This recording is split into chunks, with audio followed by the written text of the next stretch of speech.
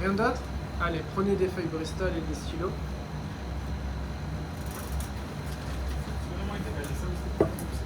Oui. Si tu le portes, tu le mets par terre, mais attention, il ne faut pas le porter penché, sinon l'eau elle va se renverser. Pas toi, un qui est sur le côté, il peut le faire, parce que toi, pour passer.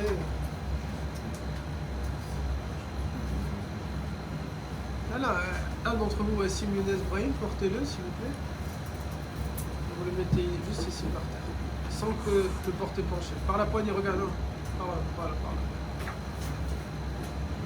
Juste là, par terre.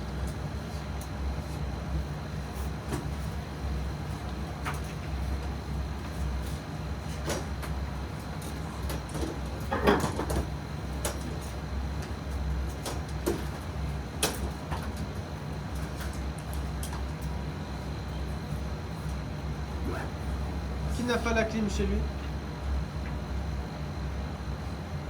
Qui a la clim chez lui?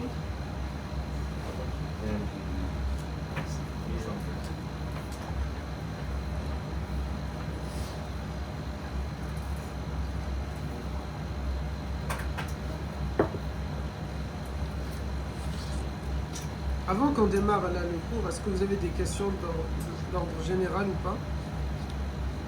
Non?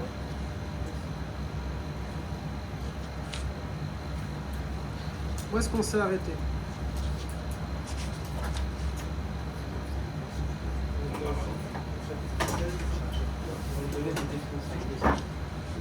Arrivé à la discussion de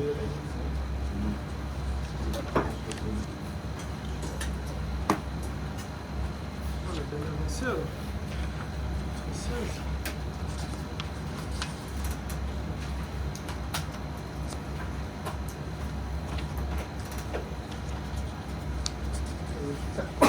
Seize, c'est ça? 13.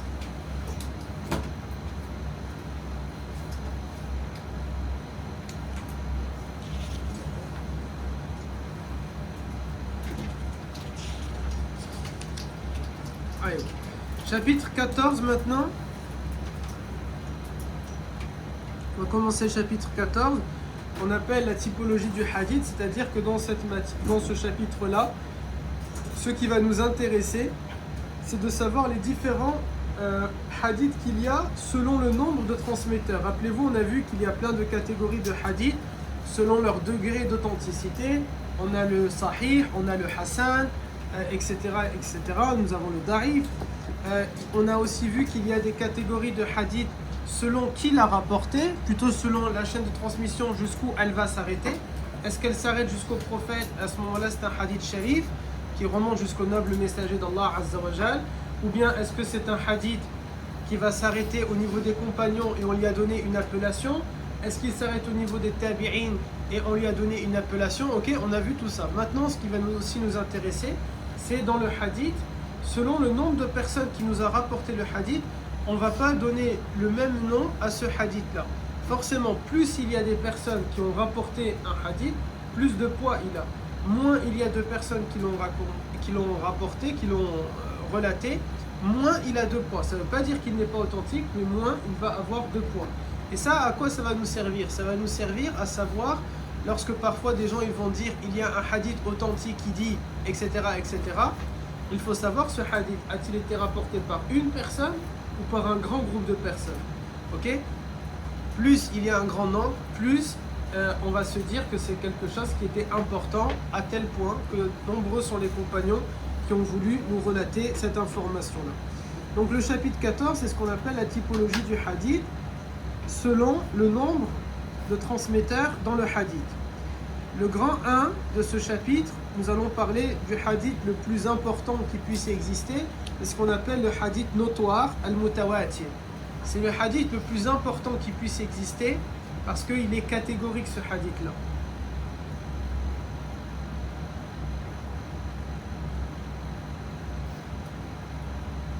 Al-mutawatir, souvenez-vous, on avait déjà vu ce terme-là pour parler du Coran. Le Coran, il a été révélé de façon transmise, relaté de façon notoire. Qu'est-ce que ça veut dire de façon notoire? On l'avait vu quand on avait donné une définition du Coran, qui est la parole d'Allah Azza wa Jal déposée sur le cœur du prophète qui a été révélé en langue arabe, dont les mots et le sens émanent de Allah Azza wa Jal, et on avait dit qui a été transmis de génération en génération de façon notoire. C'est quoi notoire? C'est pas reconnu de tous. Un ma'ana notoire. Non. C'était bien tenté. Il a dit notoire, c'est avec les notes. Logiquement, en plus, il a commencé sa parole. Dis-moi. C'est sûr que c'est mot pour mot. Non. C'est important que vous vous rappeliez des choses. Notoire, ça veut dire c'est un grand nombre de personnes qui a relaté l'information que la raison veut qu'il est impossible qu'ils se soient accordés tous pour dire un mensonge. Maintenant, la Révolution française, il n'y a pas de photos. Enfin, si, il y a quelques images. Donc, on va prendre un autre truc. À l'intérieur des chambres à gaz, je ne crois pas qu'il y ait une photo. Ok? Il y a quasiment plus personne aujourd'hui qui est vivant et qui a vécu. Enfin, oui, c'est sûr. Il n'y a personne qui est vivant et qui était dans la chambre à gaz, puisque malheureusement, ils ont été exterminés. Mais on ne peut pas dire que ça n'a pas existé. Pourquoi? Parce que de façon notoire, il y a la preuve que ça a existé. C'est quoi notoire? Il y a des millions de juifs qui ont dit nous avons été transportés dans des trains, nous sommes allés dans des camps de concentration, certains d'entre nous sont rentrés dans des usines à gaz, on a entendu des cris, on les a vus morts, etc. Aucun d'entre nous n'a vu ça, mais notre raison ne peut pas croire qu'ils se sont tous accordés sur un mensonge. Du coup, il est évident que les chambres à gaz, elles ont existé. Il est évident que les camps de concentration, ils ont existé. Il est évident que même si on n'a pas une photo de la décapitation du roi de France en 1789, c'est sûr et certain, ça a vraiment existé. Pourquoi? Parce qu'il y a un grand nombre de personnes qui l'ont vécu et qui ont attesté de ça. Et c'est impossible, notre raison, elle ne peut pas admettre que eux tous, ils vont se rassembler pour dire « Yallah, bismillah, on va aller mentir ». Ok? Forcément, le mensonge, il aurait éclaté un jour ou l'autre. C'est ça de façon notoire. Si on est un, on peut mentir. Si on est deux, on peut mentir. 3, on peut mentir. Mais à partir de 3, 2, on commence à se dire peut-être la vérité, un jour, elle va éclater. Mais si on est 10, 15, 20, 50, 100, 200, 500, 1000, des millions à dire, on affirme que, à ce moment-là, khalas. Ok? Là, ça devient sûr et certain que c'est une réalité. Descendez le pot de fleurs, comme ça je peux te voir, mon magnifique garçon, masha'Allah. Par terre si tu veux.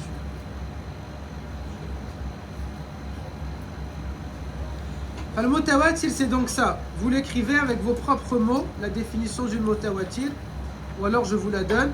C'est un hadith qui est rapporté par un grand nombre de transmetteurs, dont la raison veut qu'il soit impossible qu'ils conviennent tous d'un même mensonge.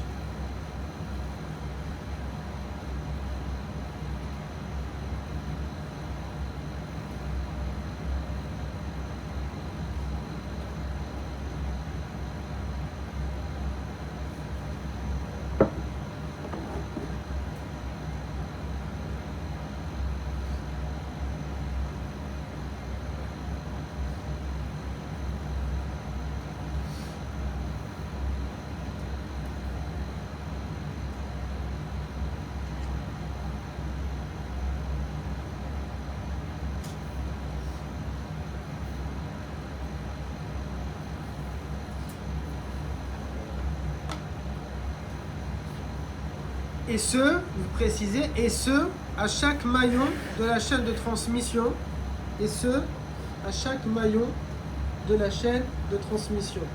Yani,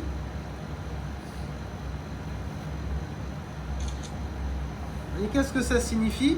Ça signifie ce n'est pas simplement entre le prophète et les compagnons qu'il y a eu beaucoup de personnes, mais ça signifie que beaucoup de compagnons l'ont entendu, beaucoup de tabi'in l'ont entendu, beaucoup de atba' tabi'in l'ont entendu, et ainsi de suite jusqu'à nous, de façon notoire. Ok?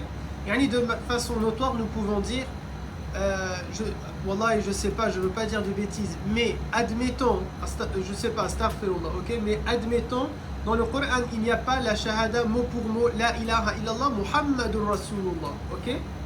Mais de manière notoire, nous savons que c'est la shahada, c'est une attestation de notre religion. Pourquoi? Parce qu'ils étaient des centaines de milliers des dizaines de milliers de compagnons à l'avoir affirmé, des centaines de milliers de tabi'i à l'avoir affirmé, des millions de atba'a tabi'i, des millions et millions, etc., etc. Donc de manière notoire, Ash-Shahada, c'est l'attestation de foi de l'islam, ok? Vous arrivez à comprendre? Il est impossible qu'on se soit tous accordés sur un même mensonge pour arnaquer, je sais pas, un petit groupe d'individus.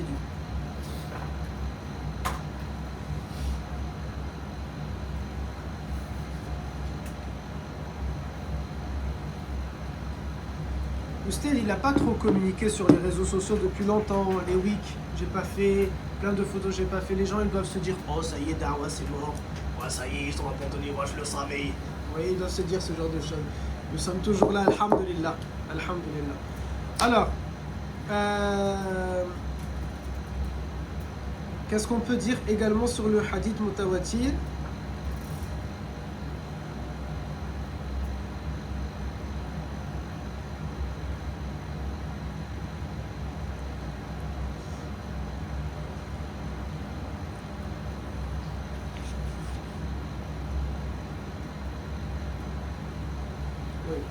Alors, vous dites, dans le hadith mutawatir, il y a deux catégories, plutôt pas deux, il y a plusieurs catégories que l'on va voir.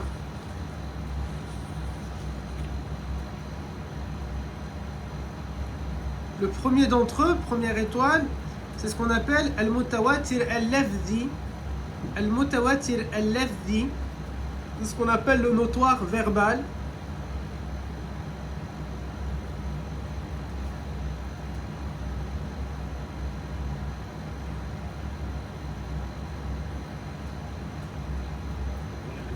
Oui. Le hadith al-mutawatir al-lafzi, c'est-à-dire le hadith qui est notoire verbal.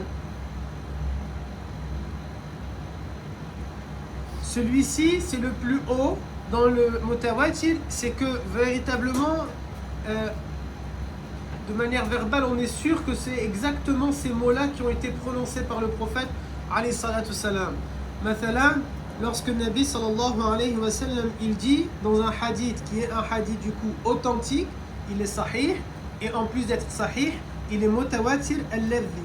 Il dit alayhi salatu salam, quiconque ment intentionnellement à mon sujet, qu'il s'attende à siéger à sa place dans l'enfer. Et ce hadith est très clair, ok? Celui qui va mentir à son sujet, alayhi salatu salam, intentionnellement, alors Nabi sallallahu alayhi wa sallam, il nous dit qu'il s'attende à siéger à sa place, yani l'enfer, ok?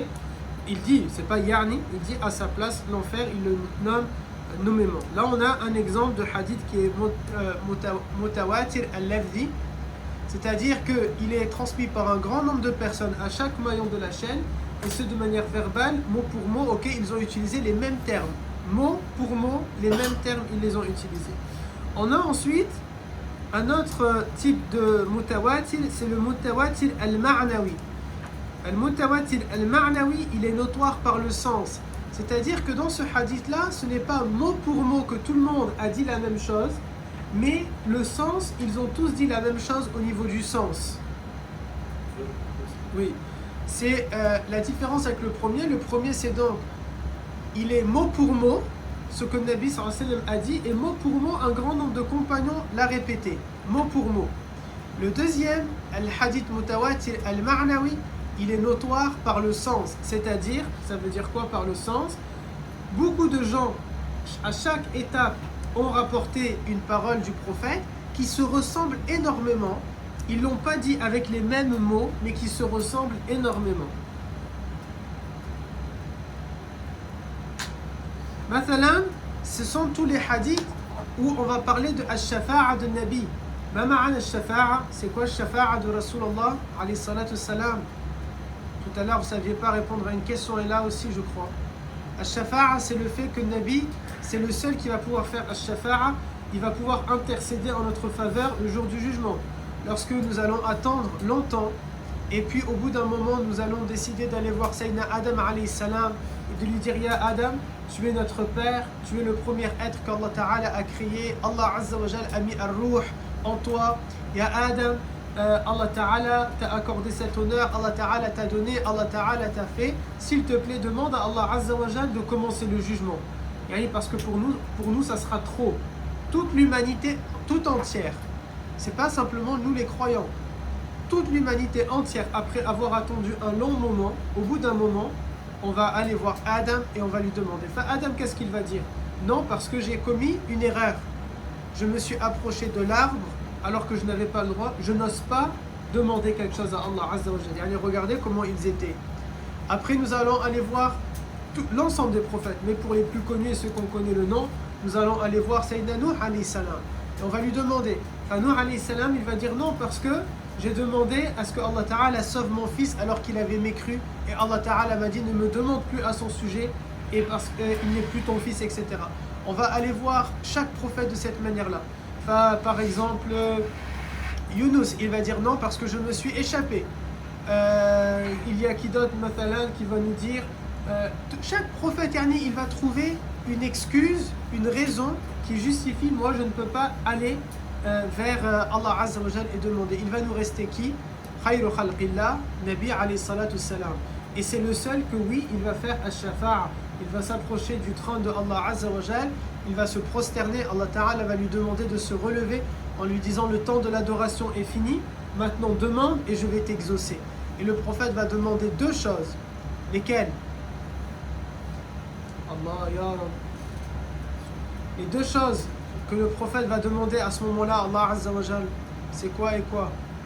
Wallah, je ne vais pas vous pardonner si vous oubliez à chaque fois les cours. Aïwa, d'être un peu plus clément avec nous les croyants musulmans, ok? C'est-à-dire, attention, ça ne veut pas dire on nous efface un péché. Voler, c'est voler. Voler, c'est voler, ça reste un grave péché. Pour un croyant, ce jour-là, la sentence est un peu moins que pour un non-croyant. Mais attention que ça ne va pas vous faire croire ou faire croire aux gens, c'est bon, Allah Ta'ala m'a pardonné. Non. C'est comme s'il y a, c'est pas une circonstance aggravante, ce ne serait pas le bon terme, une remise de peine. Ok? Il y a une petite remise de peine, un allègement de peine plutôt. Un allègement de la peine, pas remise, un allègement de la peine. En tant que croyante et croyant. Mais ça ne veut pas dire, quand tu as un allègement de peine, ça ne veut pas dire que tu ne vas pas en prison. Tu vas aller en prison, mais au lieu de faire 18 mois, tu vas pouvoir peut-être faire 12 mois. Pour bon comportement, bonne conduite, etc. etc. Ok? Il faut le voir à peu près dans le même sens. La première demande. Et la deuxième demande, il va demander à alayhi salam, Ya Rab, est-ce qu'on peut démarrer le jugement? Ok? Et c'est là où on va faire. Ça, ces deux choses-là, c'est ce qu'on appelle ash-shafa'a, le fait que le prophète intercède en faveur de quelqu'un. Et en plus de ça, Nabi, parfois, il va intercéder en faveur de plusieurs personnes. Il y a toute une catégorie de gens pour lesquels le prophète va intercéder. On dit c'est le jour où il n'y a aucune autre intercession que la sienne. Ce jour-là, il n'y a que lui qui peut être l'avocat général. Il n'y a que lui qui peut être la personne qui va venir et qui va parler en ma faveur, en ta faveur. Personne d'autre ne va pouvoir le faire. Au moment du jugement, quand tu vas passer, oui, il peut y avoir les témoins. Ceux qui vont témoigner que tu étais correct, ceux qui vont témoigner que tu étais bon, ceux qui vont témoigner que tu as fait, etc. Ceux qui vont témoigner à ton encontre. Il y a tes organes, il y a tout ça, mais ça c'est pas intercession. Ado, ce sont simplement des témoins, des gens qui interviennent, ok? Simplement, ils sont des témoins. L'intercession, c'est pas pareil. Il faut le voir, le prophète à ce moment-là, c'est comme un avocat, c'est comme le procureur, c'est comme, c'est une personne qui va peser dans le jugement et dans la balance. Déjà parce que Allah Ta'ala lui a accordé cet honneur. En plus de ça, il est khayru khalqillah. En plus de ça, il n'y a jamais une demande du prophète qui a été refusée par Allah Azza wa Jal. Jamais. Ce que le prophète veut, Allah Ta'ala lui accorde. Alors là, on peut vraiment parler de shafa'a, vous voyez. Un témoin, c'est un témoin. Quelqu'un, le monde, l'humanité entière peut dire, et elle ne le dira pas, mais l'humanité entière peut attester en ta faveur. Si Allah Ta'ala veut que tu sois puni, tu seras puni, tout simplement. Ok? En revanche, lorsque c'est le prophète qui intervient, attention de ne pas croire que Allah Azza wa Jal est un obligé, astaghfirullah, du prophète, ce n'est pas ça. Mais par amour pour son bien-aimé, Allah Ta'ala lui accorde ce qu'il a demandé. Ok? Donc le ma'nawi, c'est donc un hadith qui est notoire, beaucoup de gens l'ont raconté, mais c'est pas mot pour mot, c'est simplement dans le sens. On a les hadiths sur Ash-Shafa'a, il y a les hadiths sur la vision de Allah Azza wa Jal également. Ok?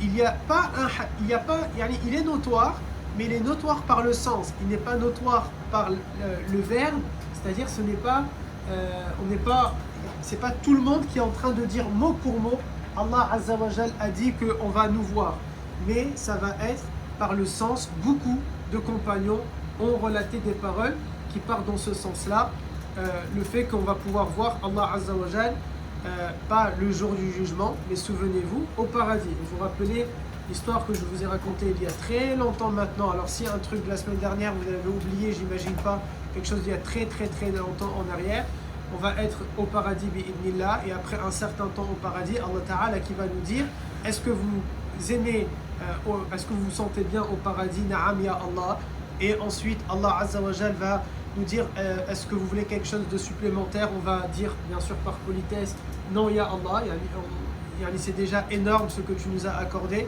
Allah Ta'ala va nous accorder quand même un bienfait.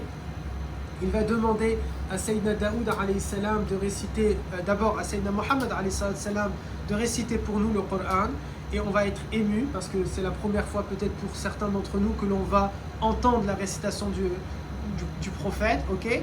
Allah Ta'ala va nous dire, est-ce que vous voulez quelque chose de encore plus beau que cela?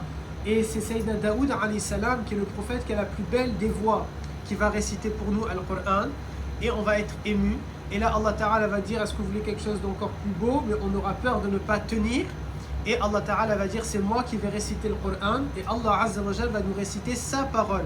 Surat Ar-Rahman, c'est lui, il y a vraiment, quand je raconte ça toujours j'ai des frissons, parce qu'on va entendre la parole de Allah Ta'ala nous réciter avec son tajwid à lui. C'est pas le tajwid du prophète, c'est pas le tajwid des compagnons, c'est pas le tajwid des... c'est le tajwid de Allah Azza wa Jal, c'est sa parole. Et en plus, quelle magnifique surat. Ar-Rahman, on l'a appelé la mariée du Coran. Ar-Rahman, Allama al-Quran, c'est une sourate qui est magnifique si vous allez l'entendre. Elle finit toujours par un. C'est avec un verset qui se répète constamment. Est-ce que c'est une sourate qui vous appelle beaucoup à la méditation? Dans Da'wa, toujours, je vous dis la méditation, la réflexion.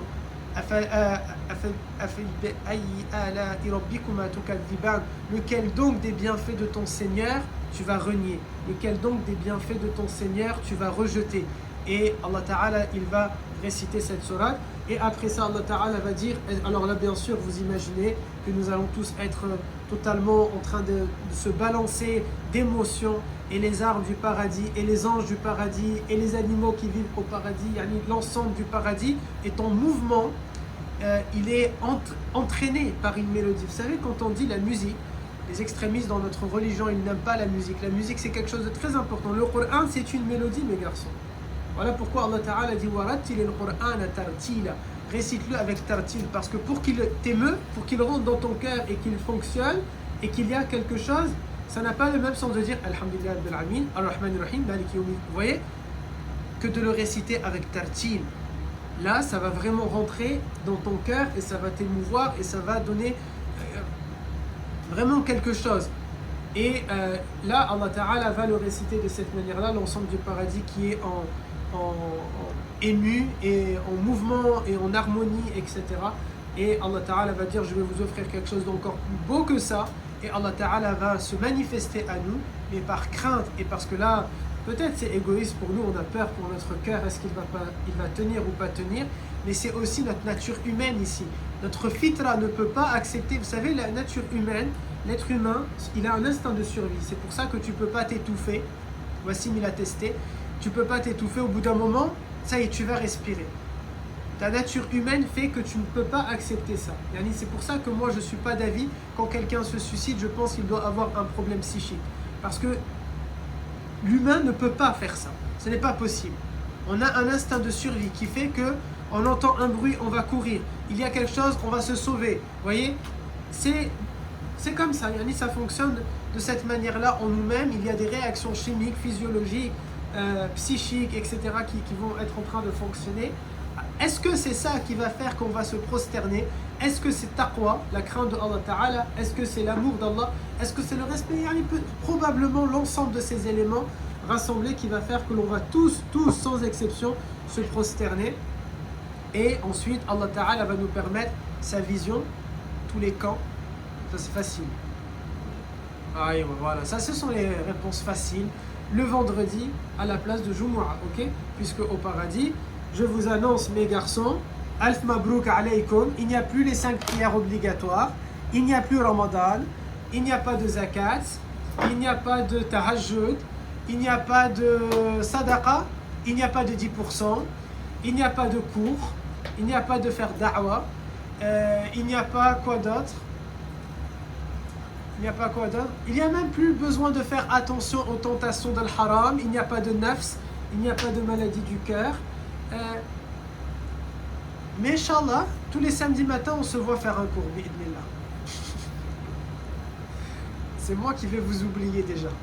Ce moment-là, chacun va vivre, on se donne peut-être 1 million d'années si Allah Ta'ala nous permet d'être au paradis. 1 million d'années, après on reprend les cours, bi'idnillah. Un break, on fait une pause.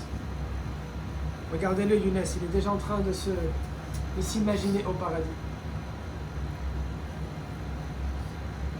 J'avais un rendez-vous avec 2 personnes, avec un couple, ils me posent des questions. Et il y avait, parce que je parle du paradis, la fille se pose des questions sur l'islam, et elle me pose la question des 72 vierges. Vous avez déjà entendu ça ou pas? Il y a des hommes qui racontent que si, masha'Allah, tu es quelqu'un d'extraordinaire, Allah Ta'ala va te donner 72 vierges. Ça n'existe pas, ce genre de choses. Et ça, ce sent le côté macho, machiste, pervers. Ils sont en train de s'imaginer, vous voyez, il a un harem. Je vais faire une blague, dommage, il n'y a pas à dire. Il s'imagine qu'il a un harem parce que toute sa vie, il vit dans le haram. Vous voyez? Elle était bien, non? Tu l'as ou tu l'as pas là? Harem, haram. Haram, tu comprends? Après, si j'explique trop, elle va perdre de son sens et ça sera pas quelque chose de beau et de joli. Il n'y a pas tout ça. Au paradis, yani, masha'Allah, déjà sans adoration, c'est déjà énormément un grand cadeau pour beaucoup d'humains, ok? Sans compter les différents lieux qu'il y a dans le paradis. On a déjà fait un cours sur ça et vous allez pouvoir y profiter. Mais cette histoire, je vais avoir 72 vierges. Yani déjà, si seulement, j'en ai une autre, Anas, si seulement ils avaient un casier vierge et un livre vierge, peut-être bi'idnillah, ils vont pouvoir vivre une vie magnifique au paradis, mais à deux, ils sont simplement en train, toujours, vous voyez, c'est le côté de l'homme pervers et vicieux, il pense qu'au sexe, vous voyez, c'est quoi le dicton? Drogue, sexe et rock'n'roll, non? Sexe, drogue et rock'n'roll. À deux, c'est ça, c'est ce qu'ils veulent avoir au paradis, amener dunya dans le paradis. Le hadith al-Ma'nawi, aussi, qu'est-ce qu'on a par exemple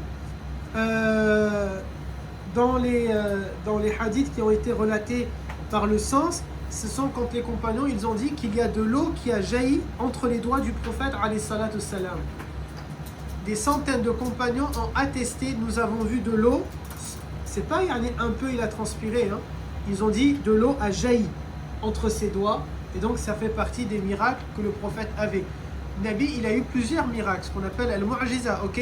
Il a par exemple fondu la lune en deux. Il a une fois dans une espèce de marmite servi à manger pour tout un peuple alors que la marmite était petite. Il a multiplié les bienfaits. Il y a les al-karamat, il y a beaucoup de bienfaits quand il touche quelque chose. Par exemple, quand il a touché la chamelle de Ma'da, si ma mémoire est bonne, elle s'appelle comme ça. Cette vieille femme qui a vu le prophète alayhi salam et qui est celle qui nous a donné la plus grande description du prophète parce qu'elle l'a bien observé dans les yeux, comme c'est une femme âgée, donc elle n'a pas, pour elle, elle l'a vu, elle ne savait pas encore qu'il était prophète, elle a bien observé, alors que les autres compagnons, ils n'osaient pas regarder le prophète. Ou quand ils vont le regarder et qu'il va regarder vite, ils vont baisser la tête, ok? Ils vont être gênés. Et donc elle nous a donné une grande description et elle a dit, le prophète a passé sa main sur ma chamelle et alors qu'elle était vieille et qu'elle ne donnait pas de lait, ma chamelle, et d'un coup elle s'est mise à donner beaucoup. Il a eu comme ça beaucoup de miracles. Il y a un arbre qui s'est prosterné devant lui, il s'est incliné et cet arbre est resté ensuite de cette manière-là pendant assez longtemps, ok? Et ainsi de suite, il y a eu comme ça beaucoup de miracles et parmi lesquels l'eau qui a jailli entre ses doigts. Ce hadith-là, c'est un hadith qui est al-Ma'nawi.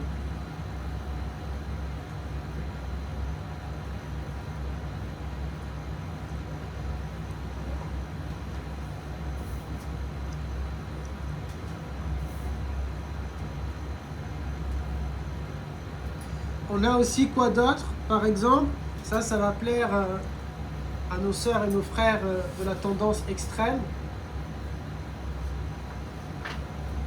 Dites Al-Wahhabiyya, Salafiyya.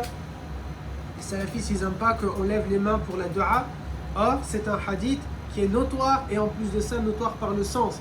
Des centaines de compagnons ont affirmé avoir levé les mains durant les du'as. Des centaines de compagnons ont affirmé avoir vu Nabi alayhi salam lever les mains durant les invocations. Mais eux, qu'est-ce qu'ils ont dit? Ils ont dit que c'était haram.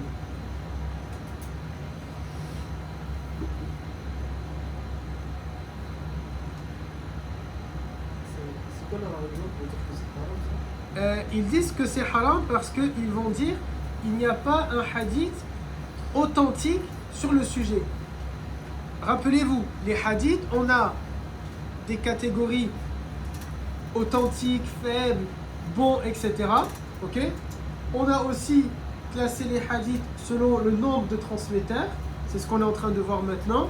Et on a aussi classé les hadiths selon, on avait vu quoi d'autre? Selon, on a dit par rapport aux définitions, tout à l'heure je vous ai résumé justement, Hassan, Sahih, etc. Il y a les hadiths, oui, selon jusqu'où il remonte le hadith, est-ce qu'on l'attribue que au compagnon, à son élève ou bien jusqu'au prophète? On va donner des appellations différentes. Et il y a également dans la classification des hadiths, est-ce qu'il est notoire ou il n'est pas notoire? Ok?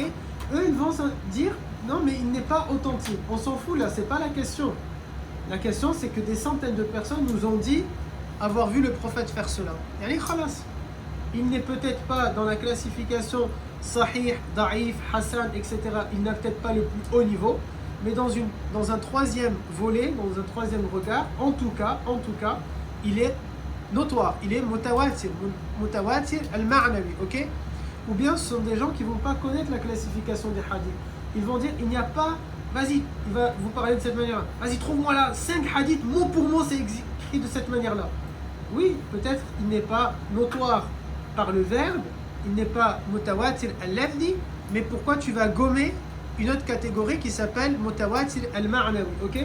Ce sont souvent comme ça des gens qui n'ont pas cette réalité-là, cette conscience-là des faits. Donc bien sûr, vous pouvez lever les mains dans la dua et c'est ce que l'on fait, alhamdulillah.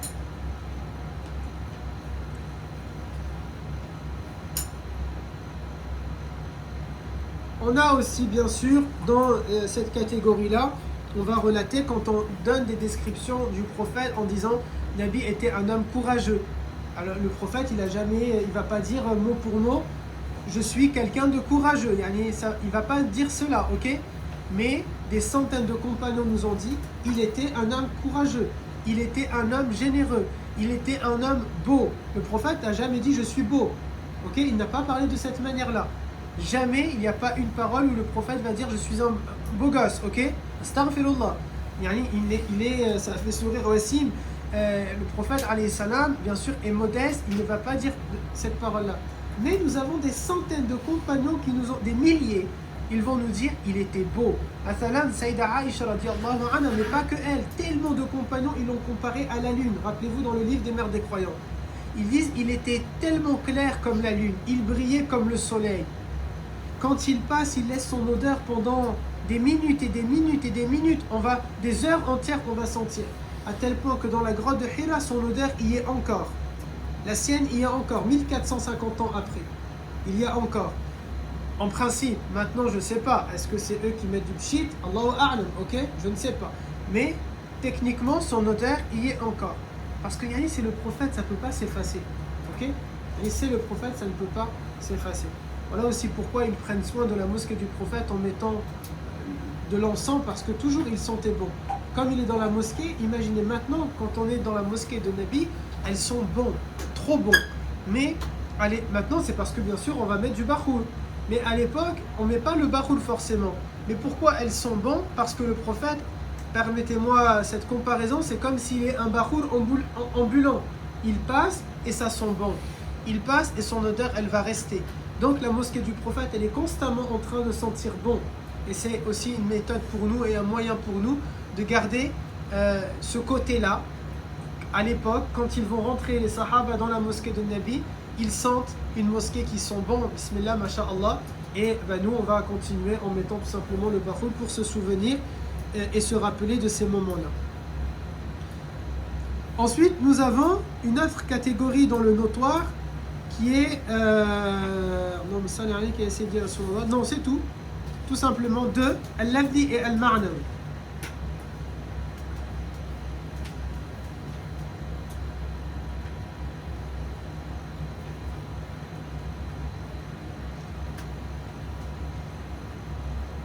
Concernant ces deux, vous pouvez dire un petit 3, on peut dire quelques informations sur le notoire. Le hadith notoire, il exige qu'on va l'appliquer. Bien sûr, on remet toujours tout dans son contexte. Si c'est un hadith notoire en temps de guerre, nous sommes en temps de paix, nous vivons dans une société occidentale, nous n'allons pas appliquer des choses qui sont contraires à la loi, ok? Nous n'allons pas appliquer des choses qui sont contraires aux valeurs républicaines, aux valeurs universelles, aux valeurs humaines, tout simplement, ok? Mais il n'y a pas, dans tous les cas, de hadith notoires qui vont aller contre ça, mais au cas où, je ne sais pas, je ne les connais pas tous par cœur, au cas où il y a un petit qui se cache dans un fond de tiroir quelque part, au dos, en petit caractère, en tout petit, et que quelqu'un va le sortir, on rappelle que on applique toujours les choses à la lumière de comment nous vivons aujourd'hui. Nous sommes en 2023, nous sommes dans une société occidentale, alhamdulillah, nous vivons dans une démocratie, et il y a des choses bien sûr qui ne s'appliquent pas dans notre contexte. Mais en dehors de ces petits cas de figure-là, ok, qui peut-être n'existent même pas, le hadith notoire, il implique que je vais l'appliquer. Je ne peux pas dire, non, je ne vais pas le faire parce que ce n'est pas authentique. À partir du moment où il est mutawatir, on est censé le faire. Voilà pourquoi, nous, encore, on ne critique pas ceux qui ne veulent pas lever la main pour faire ad-dura. Mais ils sont censés lever les mains, ok, pour faire ad-dura. Bien sûr, après, ça passe si tu ne vas pas tout le temps lever, tu as oublié, il n'y a pas de mal, on ne dit pas ça. Là, on parle de ceux qui ont complètement, non, je refuse, je ne veux pas lever les mains, c'est une bid'a, c'est ceci, c'est cela, etc., etc., ce qu'ils sont en train, bien sûr, de raconter.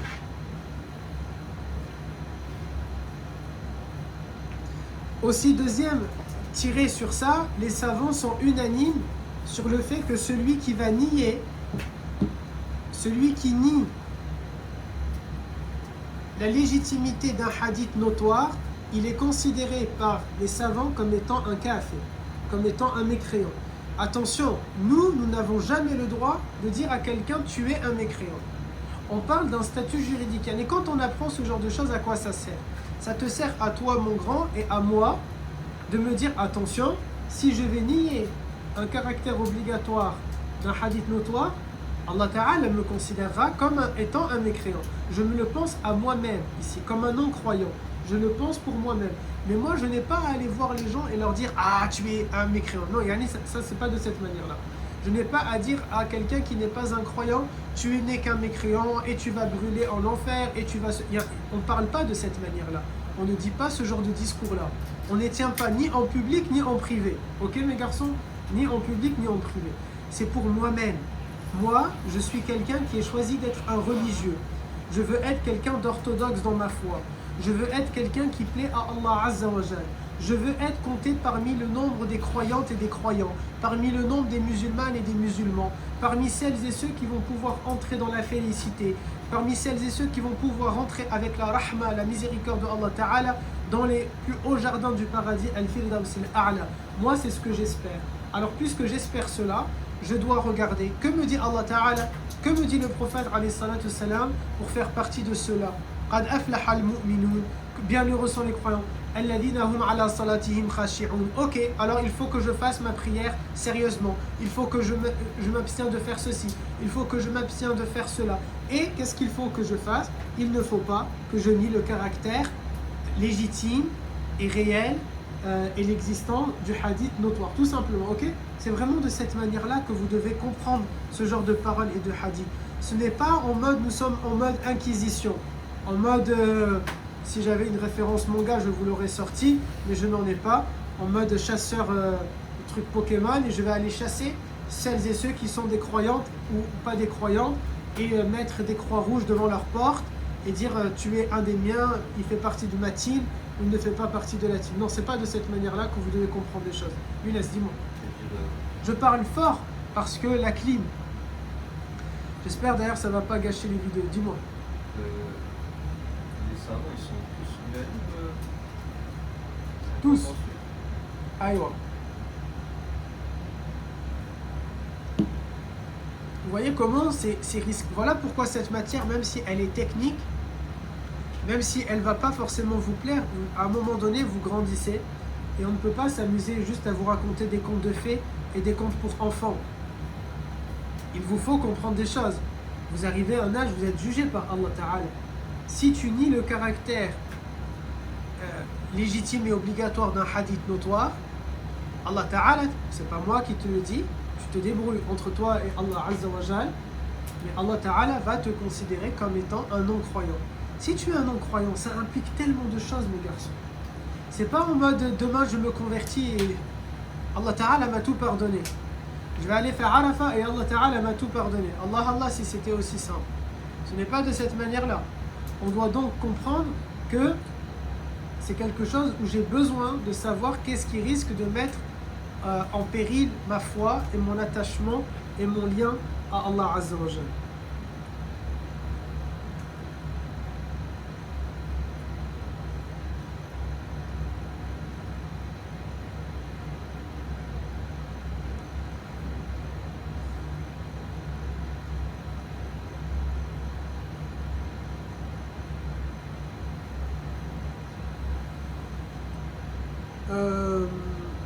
Autre petit 4, vous mettez le notoire à partir de quand, point d'interrogation.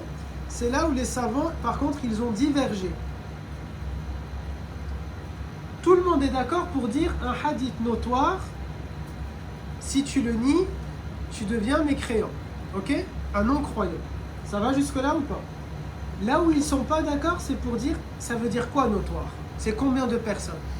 C'est ici qu'il va y avoir une divergence, tout simplement. Alors, le minimum que certains ont exigé, c'est 4.